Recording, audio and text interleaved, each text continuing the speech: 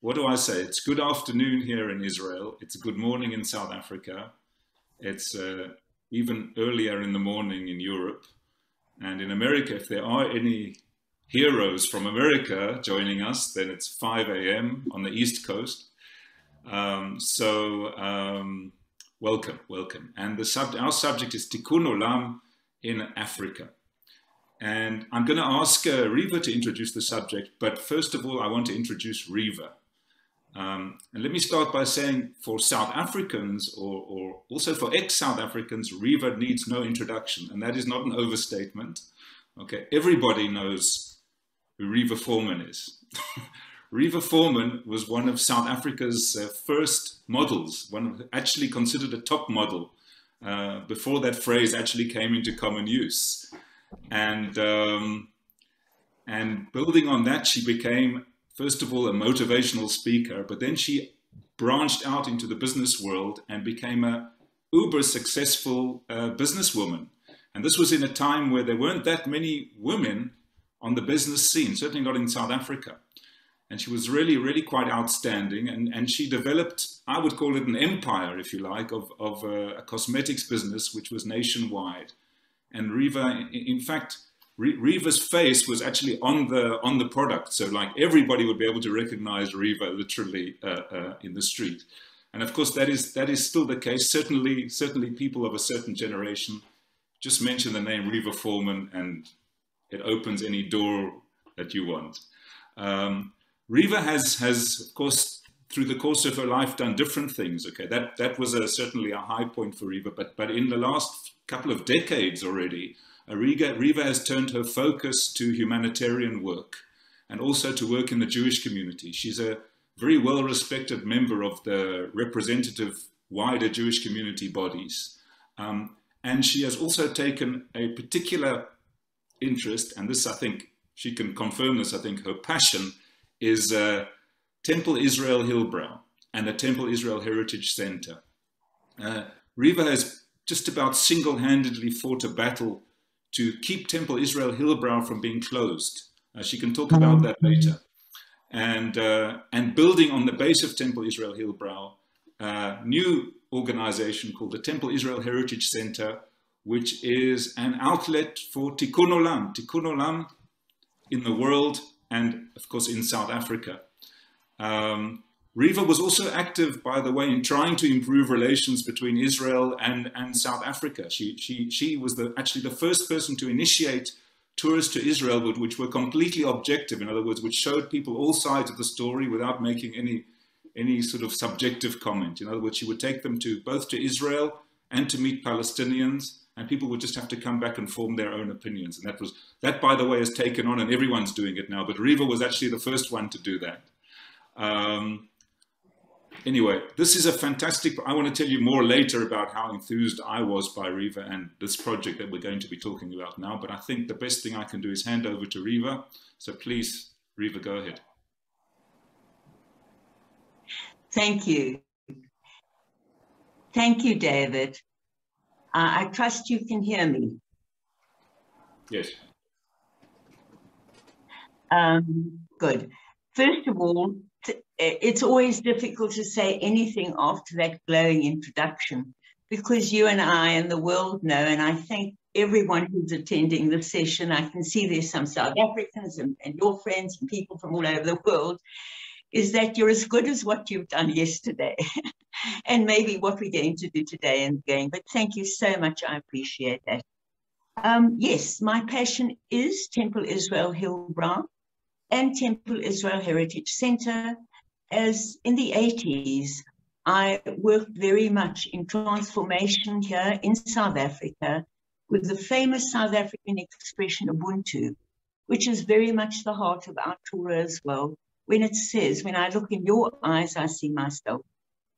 And to see the mistakes, the tragedies, injustices that are taking place, not only in South Africa, but worldwide, I do trust you will, with David and myself, join us on this international platform. We trust of progressive Judaism to correct these injustices. But instead of listening to more words from me, I would like, Manny, just to show you a video which I think can express it much more succinctly than I can. Thank you. Thanks, Manny. This is the first video. It'll be the first video. All the way through, if you can show it all the way through. From I'm waiting for it to come up, and I have to share screens and everything and stop it. It'll take time. I'm very grateful to Manny for this. I was the one supposed to show the videos, but then at the last minute it turned out that the sound wasn't coming through and I didn't manage to fix it. So Tzedek, tzedek tirdof. Justice, justice shall you pursue, that you may live and prosper in the land that God has given you.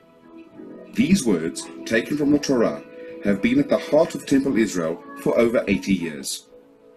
Established in 1936 and led by the legendary Rabbi Moses Weiler, Temple Israel was the first Reform house of worship in South Africa.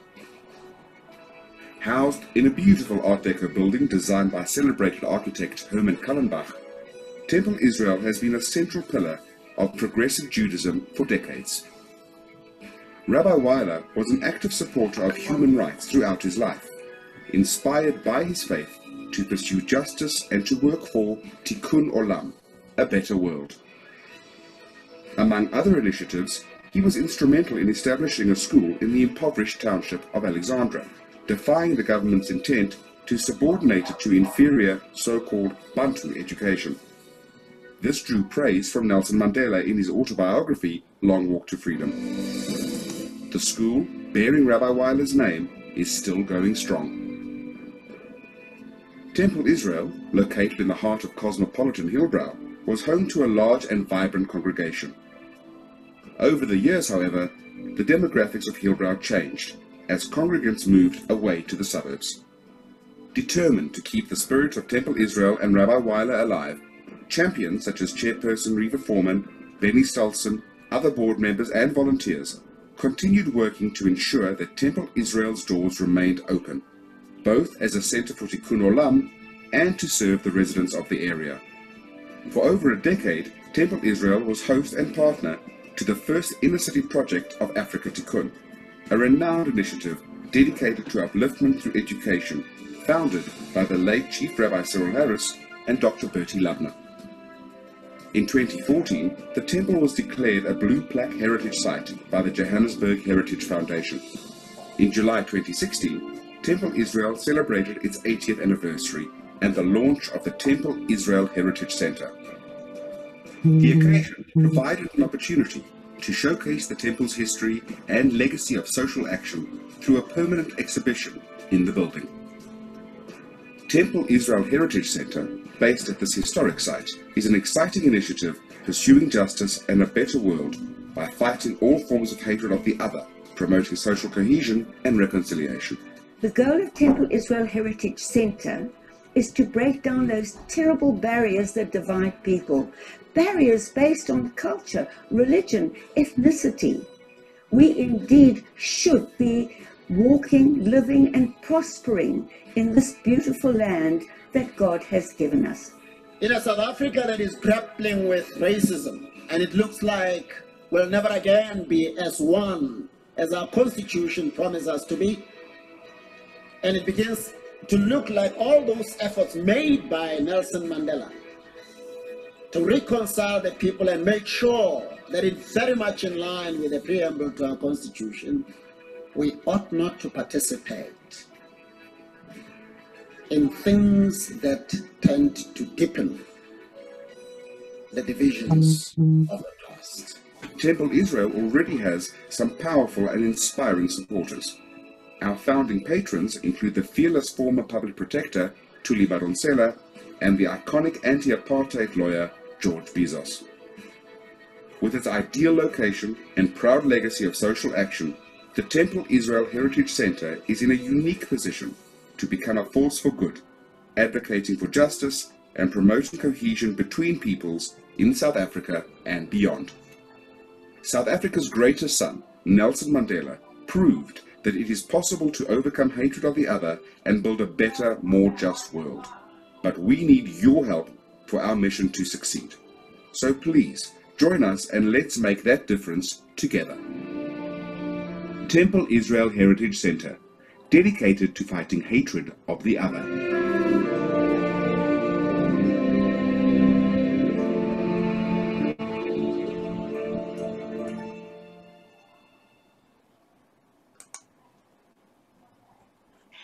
Thank you, Manny, for that. And I would just like now to just add a few more words. Temple Israel Heritage Center is a bridge to cover the divides in Judaism itself.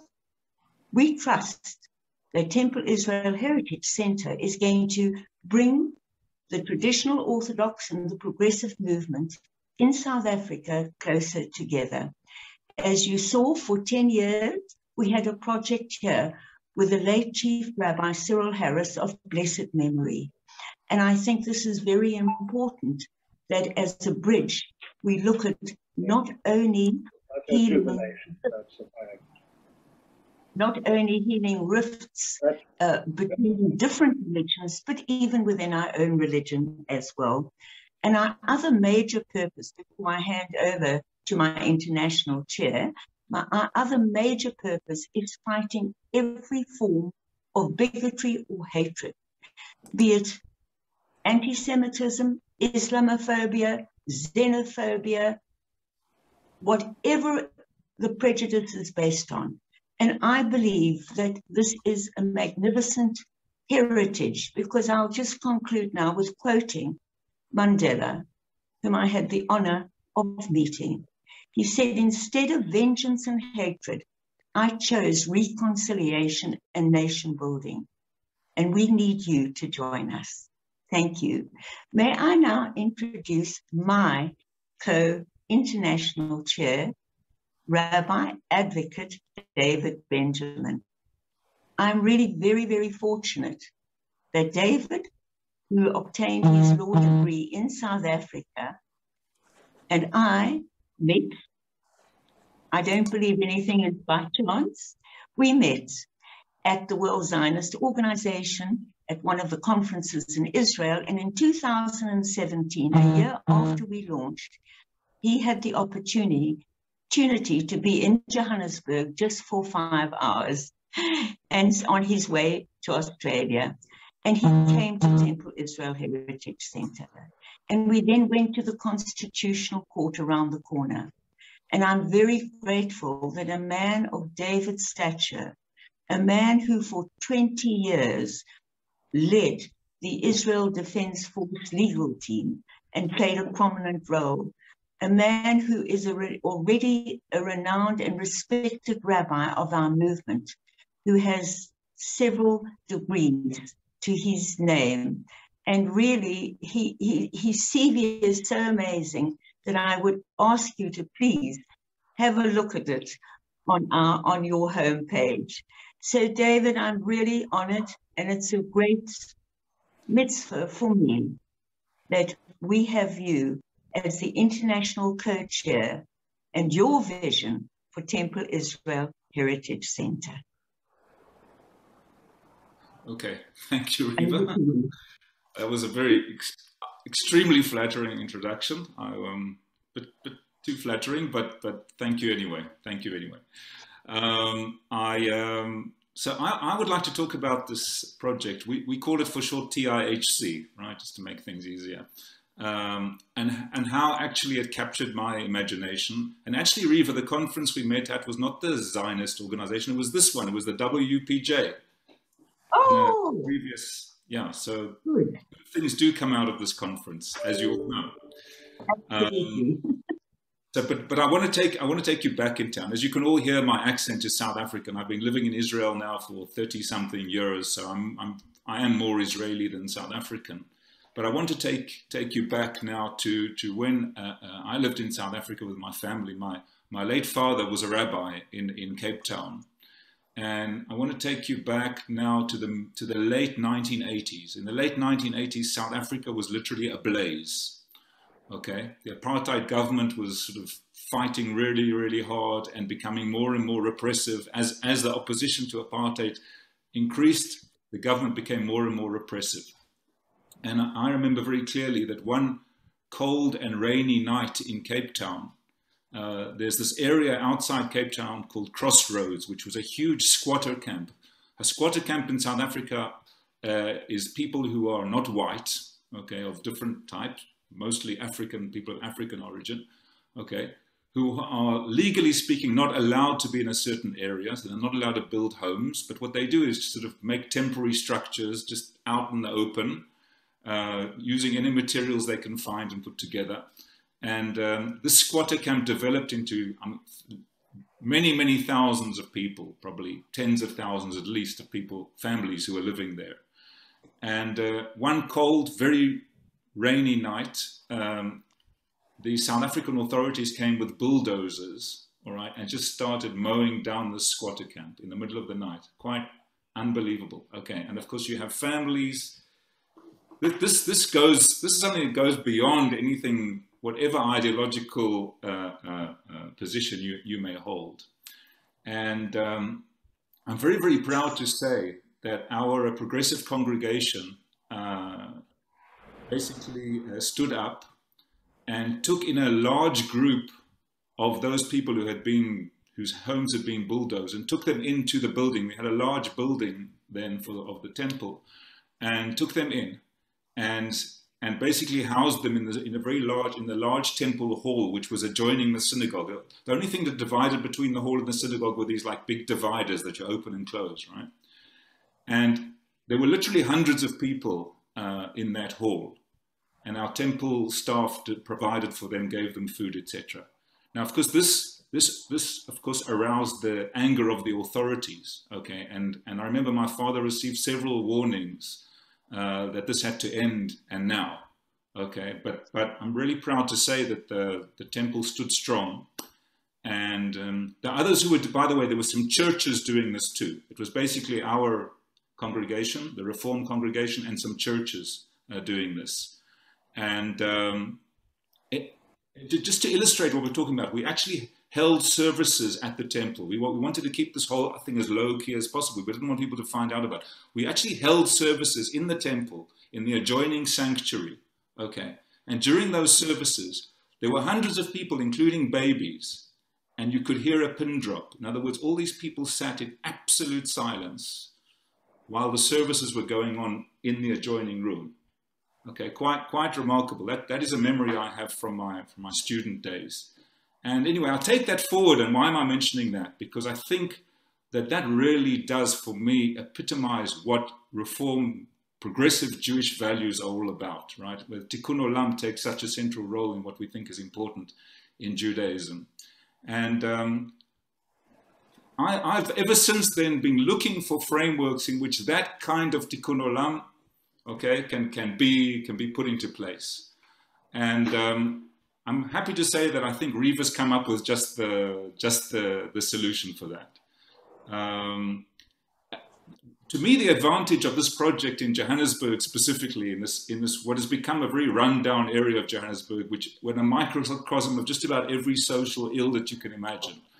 Okay, it's difficult to keep a shul open there, right? There aren't many Jews there. Not many Jews want to venture into that area to attend shul. Okay, but as a platform for social justice work, for social action, it's probably that you couldn't ask for a better location. And I actually say this now as an Israeli, not as a South African, as an ex-South African with a connection, obviously. But I see the importance of this Temple Israel Heritage Center from a worldwide point of view. I think this is a place where our entire movement can actually focus on doing Tikkun Olam. We do Tikkun Olam in Israel. Okay, that's true. And that's very, very important. But I think, you know, beyond doing Tikkun Olam for our own people or for things which affect our own people, I think it's really important that we do Tikkun Olam for the wider community too.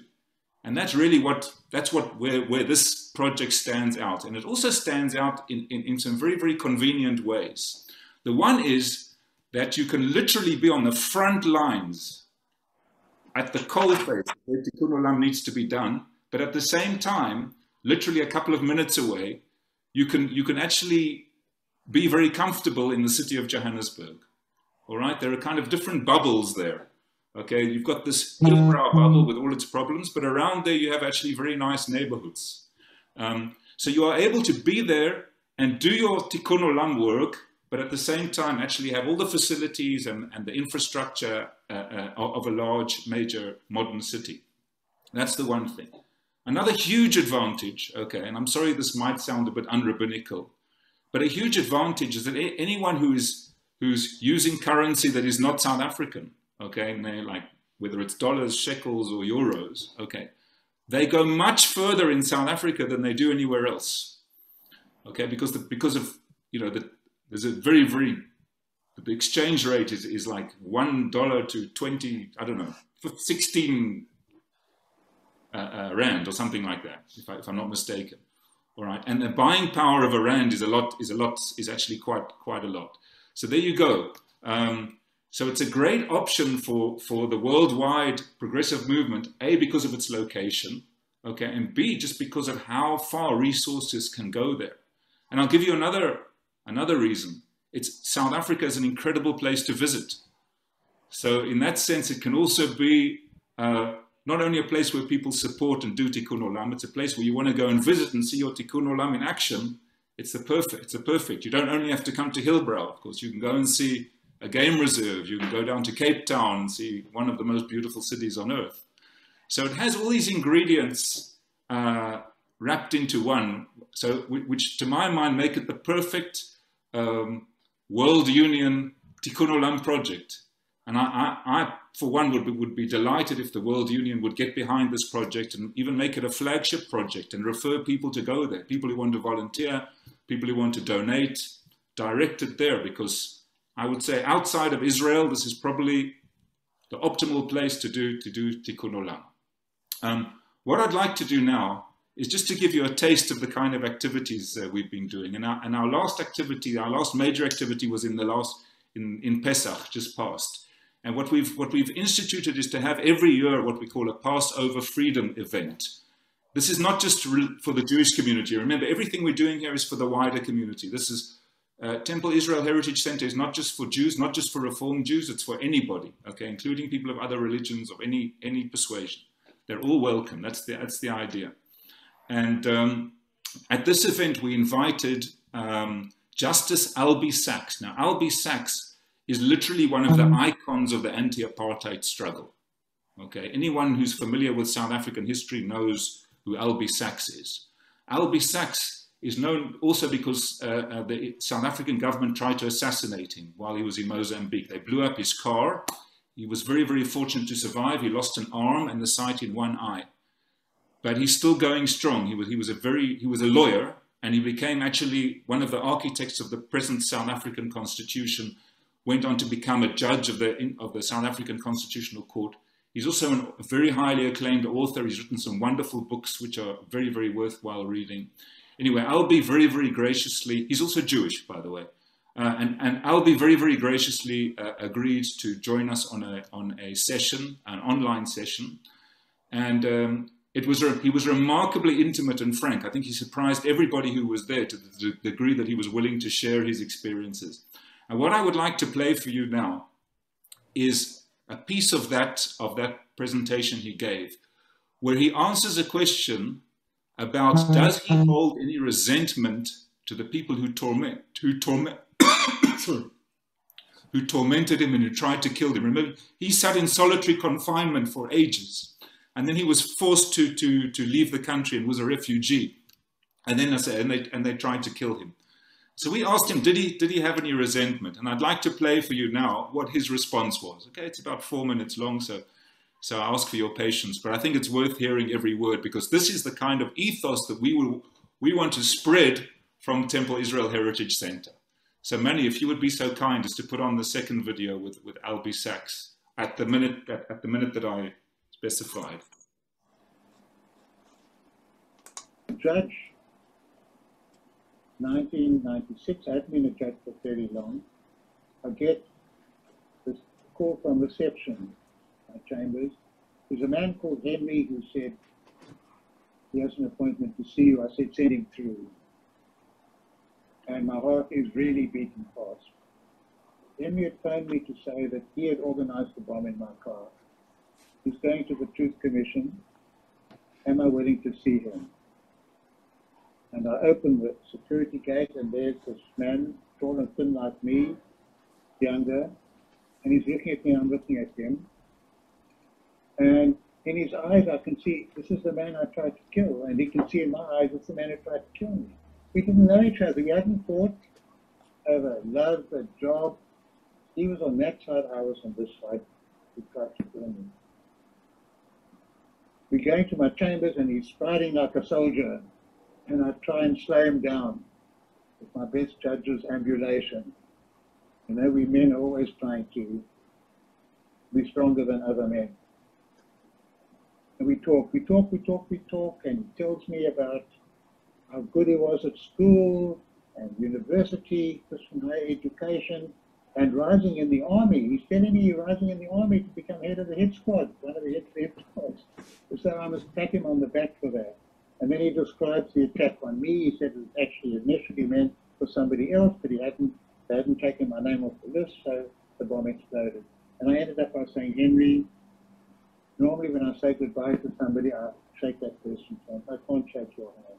Go to the Truth Commission, tell them what you know, and maybe we'll meet one day. And when we go back to the security gate this time, he's not striding, he's shuffling along like a defeated person. I forget about him. Working, end of the year, party in Joburg, band is playing. I go with a friend, and I hear a voice, Albie. It's Henry. It was made by, the party was held by filmmakers who were actually making Isidingo, and if you were there at the time of Isidingo in South Africa, wonderful Sophie. And he was one of only 2 soldiers who'd gone to the Truth Commission. And so they were interviewing him, and he was at the party. And he's beaming, and he comes up to me, and we get into a corner so that I can hear him. The band is playing very, very loud, and he said, I spoke to Bobby Naidu, to Sue Rabkin, Farouk Timol, all working for the TRC. And I told them everything I knew, and you said that one day, and I put out my hand and I shook his hand. I almost fainted. He went away beaming. But I heard afterwards he suddenly left the party and he went home and he cried for 2 weeks. I don't know if it's true. I'm not even checking up to find it's true. I want it to be true. I'd rather leave it as a possibility than discover it didn't happen. But for me, it's more important that this former killer, for the sake of what he sees as his country's cause for apartheid, can now cry because of what we've done. And it was liberating for me as well. He's not my friend. I won't invite him for a drink. Interestingly enough, when George Bezos, who was in the film, died, I got a phone call out of the blue from Henry, because George had been representing me at the Truth Commission. Strange hearing his voice again. But we don't go to a movie together. But if I'm sitting in the bus and he sits next to me, I say, Henry, how are you getting on? We're living in the same place. We're living in the same place. And he had to take that step himself. And I didn't ask him to say sorry. How can you say you're sorry? Ridiculous. I wanted him to enter into the new South Africa, accept the norms and standards. The door was being opened for him now to tell the truth and become a more dignified human being, and he walked through that door. And for me, it was intuitive, it was instinctive, but it was strong. There's certain less of that abstract hatred out there in the world, threatening me, who knows, an enemy, the enemy. It's just this guy who's now moved forward a little bit, and I felt liberated by that experience. Thank you so much for sharing that, Manny. Okay, that was a very powerful moment. There were many powerful moments. I actually urge you all to watch the full video of that event. It's available. We put it on the home feed if you'd like to watch it. That was just one of the many highlights of that conversation. what that draws attention to, really, and this I think is maybe the biggest draw point, the best part of the Temple Israel Heritage Center, is that it's in South Africa. And it aims to embody the ideals of the new South Africa. Okay, there are few individuals in the last century who matched the moral stature of Nelson Mandela. And Riva touched upon what this idea of Ubuntu, right, of wonderful vision. And that I think is that tapping into that, because South Africa is still a work in progress. It's really made huge strides towards social justice, right? It was really from one of the most unjust and divided societies in the world. It's really come a long way, but it still has huge problems. And I would say the whole world has an interest in making South Africa work, because if South Africa really can work as well as it potentially could, all right, wouldn't that be a wonderful shining light to the whole world? So for me, that is like the ultimate reason, okay, to do Tikkun Olam in South Africa. And I might just say, we have the advantage, mostly because of Riva Foreman's reputation and pull power, of getting a very, very high profile platform in South Africa, so that when we do have events, we are able to invite really people from the top echelons of decision making and people who are influential in all sorts of fields to really make an impact and expose to them issues and make people aware of issues and try and influence things for the better. That's it. I think at this stage, if anyone would like to respond, you're very, very welcome to. However, if you have any questions or comments, suggestions, what we're really looking for are people to help us. And you don't have to be local, not at all. Okay, we see this, first of all, I've proven that you can do so much remotely. I've been sitting in Israel, certainly under COVID. I haven't been able to travel to South Africa at all, but we've been able to do a lot by remote. But we just feel this is a great opportunity for all. So if anyone would like to respond, please go ahead. Just wave or something and we can unmute you if you'd like to say something. Don't feel pressured though. Okay. Carol? I'd like to say hi. Hi to everyone. Hi, Riva. Hi, David. Hi. Look, I mean, obviously having been involved in Temple Israel and the magazine and everything, there really is so much exciting stuff going on in South Africa and through the Heritage Center. And I was just thinking that the magazine that we produced, maybe it's a nice idea to publish it on the page that you're talking about with all the videos. So if you'd like, I can send you a PDF of it. And you can also put it on the Temple Israel website so that people can read more about the history and everything about Temple Israel. Thank you, Daryl. Yeah, I'd like to answer Daryl as well, if I may, David. Thank you, Daryl. And I'd like to say that Daryl was instrumental in the excellence of our launch for both the 80th anniversary and TIHC. And if you'd like a hard copy, I believe, David, you've got quite a few with you in Israel. Yeah. Anyone who comes past my house in Israel is very welcome to have a hard copy. But the great thing about this, it gives the background of the Temple Israel story, with which the video touched on, with Rabbi Weiler, who was one of the great rabbis of our movement, who basically set up the progressive Jewish movement in South Africa. After that, went on to Israel. Unfortunately, became famous for the worst reason you could actually imagine, which is he lost two sons in battle in the wars of Israel. And he became in Israel he became an activist for dealing with bereaved families, in addition to being a very respected professor at the Hebrew Union College. So he was really actually a legendary figure. In South Africa, he was literally a legendary figure, and that legacy deserves to be preserved. That's one of our objects at the Temple Israel Heritage Center. But thank you, Daryl. This booklet is superb, and Daryl actually, I think, wrote all of it Yeah. or most of it. Yeah.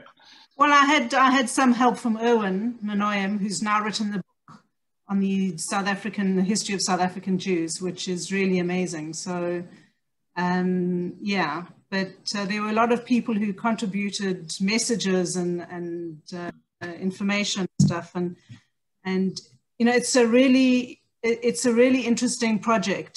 You know, when you delve into the history of anything and you know, history of your family, your parents, your grandparents, your ancestors, I think it's really fascinating to learn about that. And for me, going into that history, you know, finding out about everything involved in Temple Israel and how my family and so many families I know were involved, it's you know, it was very interesting. And I think the fact that Riva has championed Temple Israel for so many years, when originally the committees of the SAUPJ wanted to sell it off and get rid of it.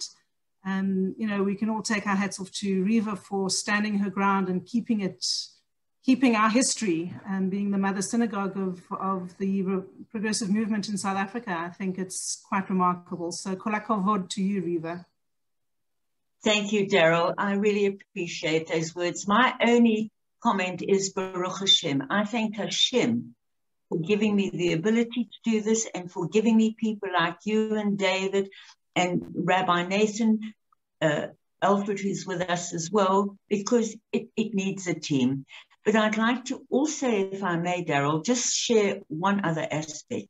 We've been involved in the last, at least, David, I think it's now 2 years or more, in researching the horrific refugee question, not only in South Africa, but worldwide.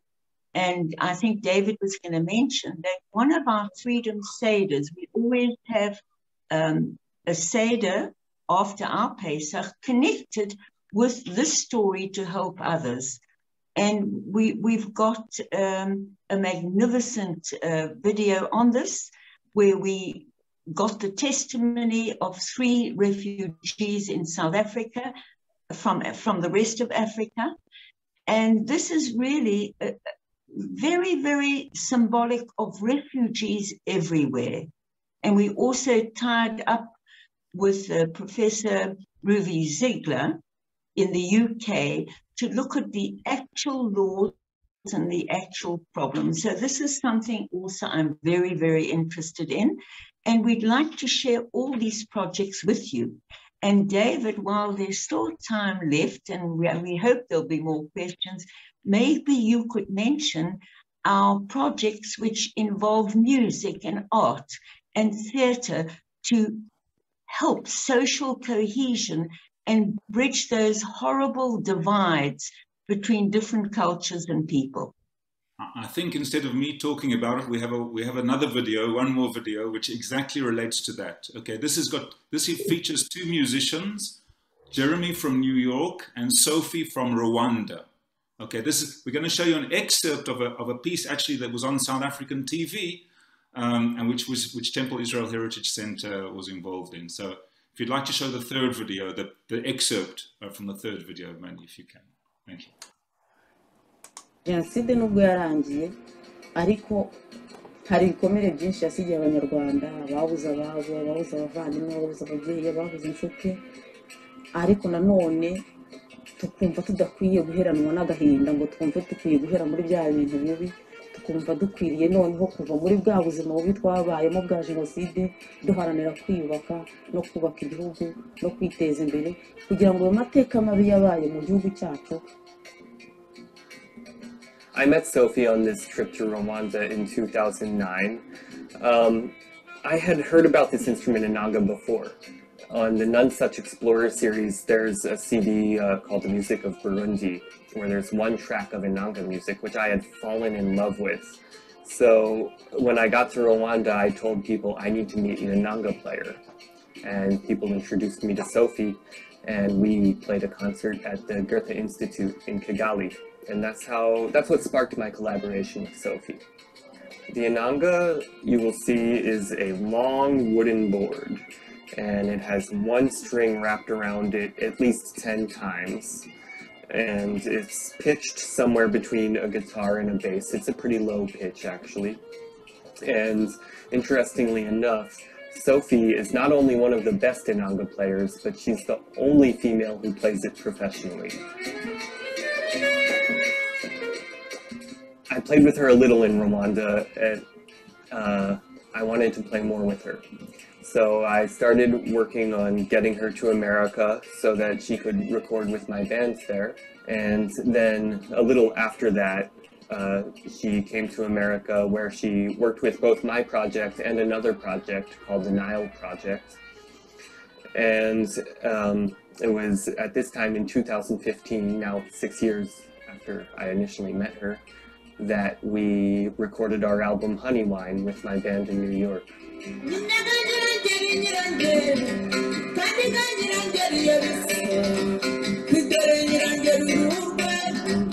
Riva Foreman is the director of the Temple Israel Heritage Center in Hillbrow. And this is a very, very old synagogue, a historic building. And it used to be a very Jewish neighborhood, now a little bit less so. So she wants it to be not just a synagogue, but something that reaches out to the community in general in that neighborhood. So we're kind of teaming up with the immigrant associations in that neighborhood to do some street performance outside of the synagogue to reach out to the community there, which unfortunately has experienced some xenophobic violence in recent years against immigrants. Temple Israel Heritage Center.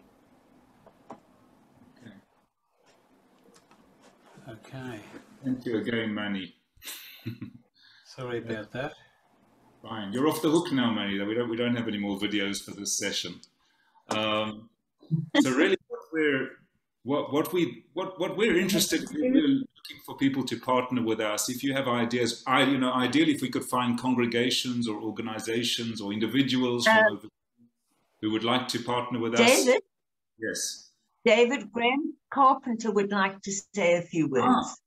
Go ahead, Graham. Hi, it's a pleasure to speak to you all this morning from London. My name is Graham. Firstly, I'm an executive board member for the World Union. I'm 30 years old, but more importantly, professionally, I work for an organization called Olam. I don't know if you've ever heard of it, but Olam is the umbrella organization for Jewish and Israeli international development, humanitarian aid, and global volunteering organizations around the world. There are over 50 different organizations. And, as an executive board member, I saw this Zoom conversation in the agenda, and I was very excited to come. And it's been really amazing to learn about Temple Israel Heritage Center in Hillbrow. I think that I would love to have another conversation with you all, at another time, and tell you more about Olam. And because it's a community of different organizations that are working on all sorts of different issues, and there's a lot of collaboration in our network that might benefit you. In particular, there's another South African organization called Mensch. I don't know if you ever heard of Mensch. Rabbi David's nodding his head. That's good. Which is in the Olam network. And, certainly might be some collaboration there.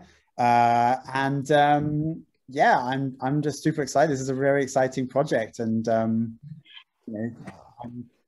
Graham, thank you so much. Yeah, I'm keen to know more about the actual people of Hillbrow, right? And how, why did Hillbrow become the area that it is compared to what it was? And yeah, just that's my question essentially.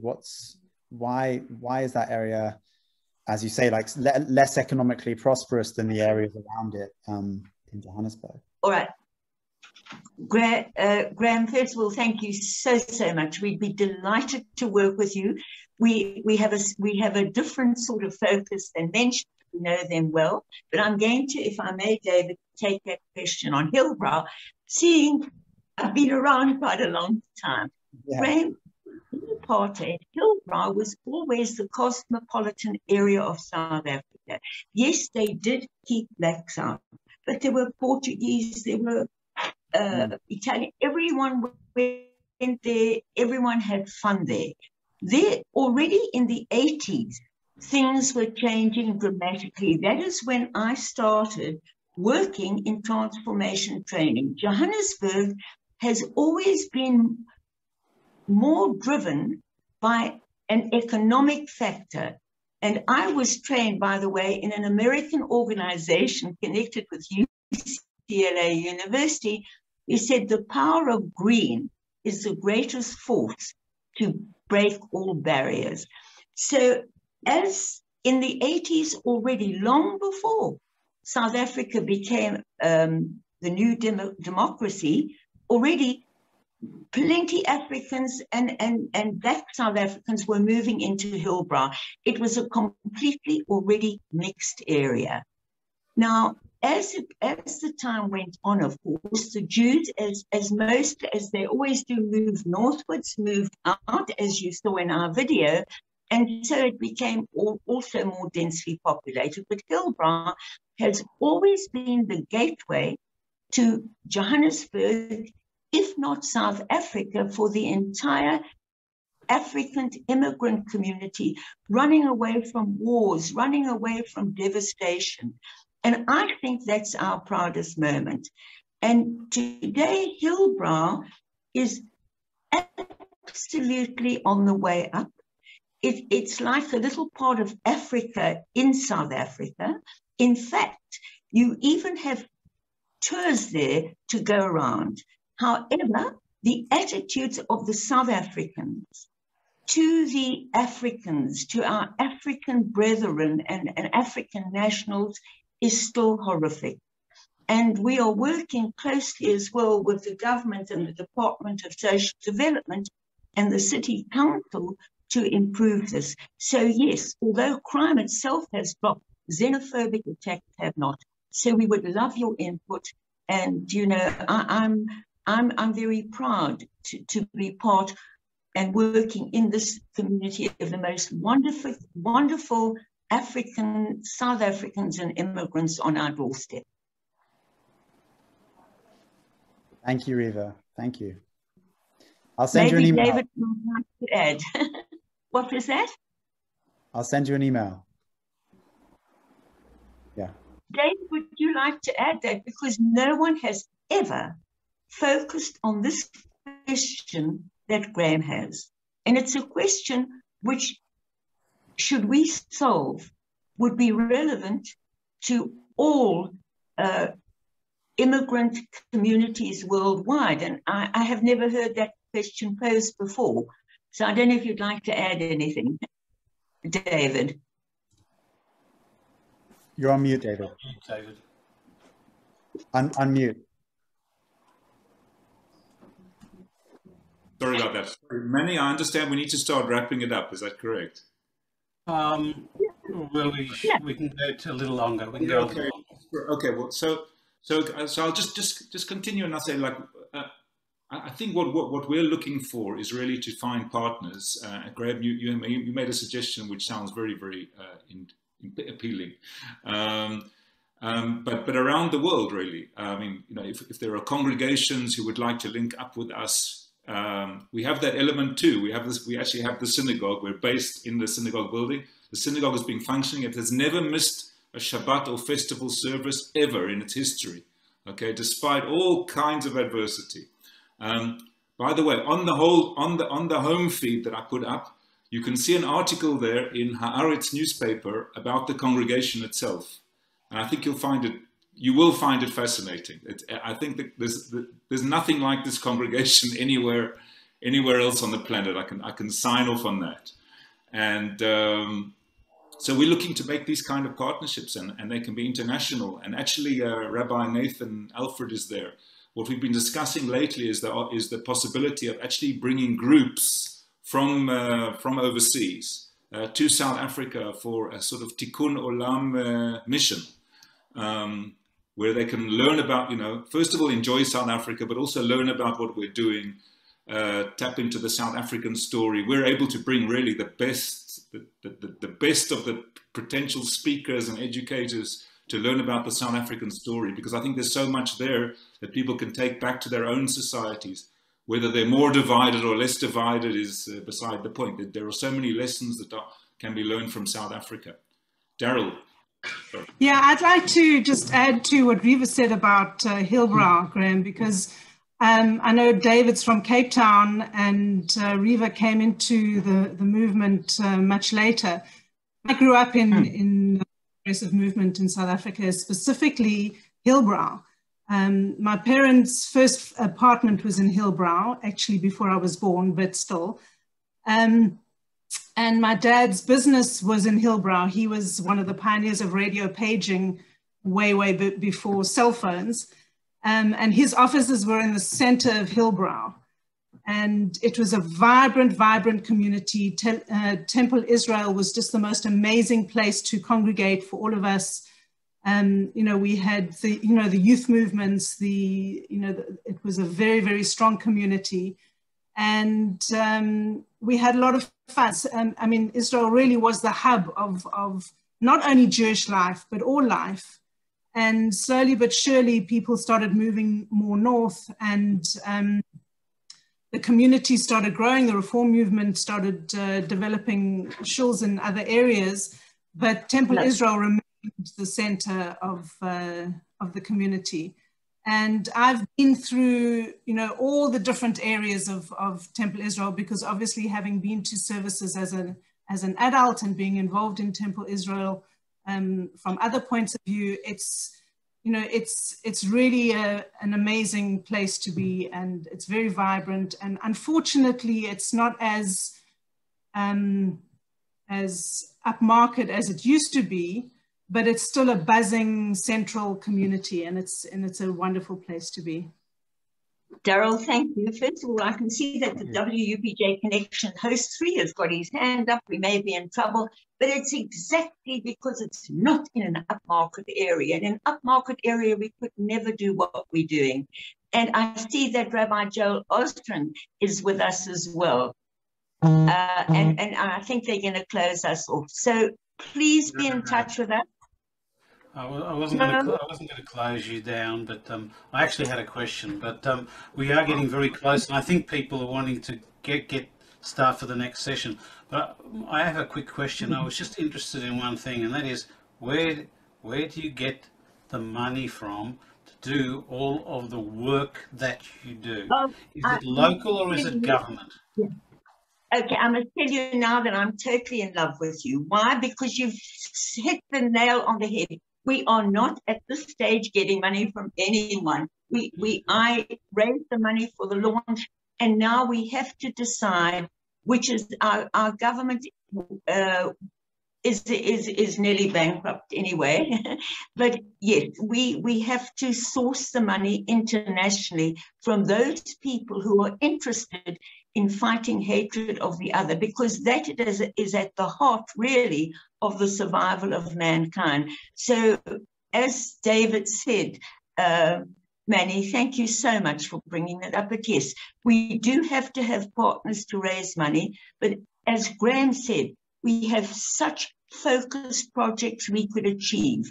We could help not only ourselves in Hillbrow with xenophobia, we could help young people understand that issue. We could help people worldwide.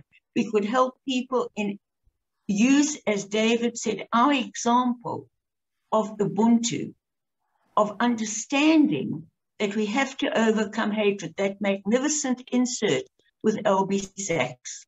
So yes, that is one of the areas we have to look at, Manny, to achieve a lot. Thank you very much. I think it was so close that it's on the hour now, and I think we do have to close the session down. I'd like to thank you both, Reva and David, for a wonderful presentation, and also for the contributions from everybody who attended.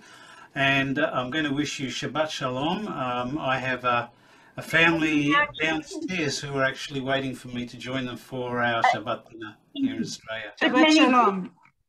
Hang on, Rabbi Joel Osrin, if you're still with us, this rabbi, who's one of the great rabbis of our movement, has been at my side every step of my journey. Thank you, Riva. Shabbat Shalom, everyone. Shabbat Shalom. Shabbat Shabbat Shalom. Shalom. Goodbye, everyone. Bye-bye.